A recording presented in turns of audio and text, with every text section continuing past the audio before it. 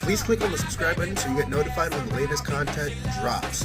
Now, let's kick it. Here's moving on to the Knicks versus the 76ers. Alex, what was your thoughts on that game? This game was tough, man. Honestly, like I made a bet that the Knicks are gonna win the series, right? So I'm hoping the Knicks win. But I think they are. I think they are just for the sole reason that Joel isn't healthy 100%. If Joel was healthy 100%, then they win, especially because the Knicks don't have Julius Randle. I think Julius Randle's a big part of what the Knicks want to do. And, right now, Joel Embiid is playing, but he's not 100% healthy. So I feel like the Knicks will take it. And I think they're playing better basketball. I will say I hated a lot of the shots that Jalen Brunson took today. I feel like he was just chucking him up at times, but they came out and won. I mean, they're the harder playing team in terms of, making all the hustle plays.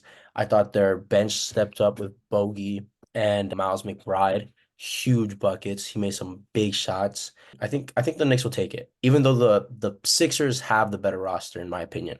I just think the Knicks will take it just because Joel's not 100% healthy. So I'm gonna be real with you. My honest opinion on this whole situation. Yes, Julius Randle is a big part of what the Knicks want to do, but we got to also take into account that Julius Randle hasn't been on the court for I think the last 2, maybe 3 months. So the Knicks have adjusted without him, and a lot of their key players that they acquired after the trade deadline, they have come into their own. They also got hurt after the trade deadline, and they're also starting to come back. So that chemistry and that cohesion between Hart, Jalen Brunson, DiVincenzo, those guys, that's coming together. So I honestly think because and also the 76ers, they were playing great with Joel Embiid. I remember I turned on the game and all I see is Joel Embiid throwing the ball up and trying to go for an alley-oop dunk, and then I see him get hurt. That was the first thing I saw in that game. And I'm just like, what? I felt for Joel because he's been battling injuries his entire career, especially to try to make it into the playoffs and the postseason, making that run. And ultimately, that's what's cost him opportunities to go and pursue championship. It's his health.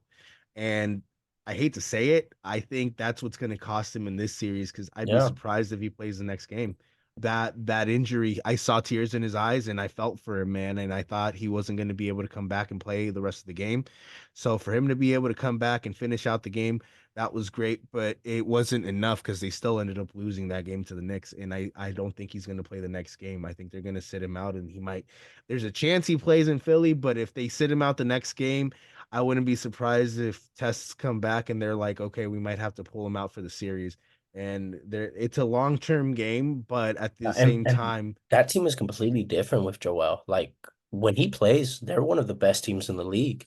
But they when are. he's not playing, they're one of the worst, honestly. Yeah, we saw the record Yeah. with and without him.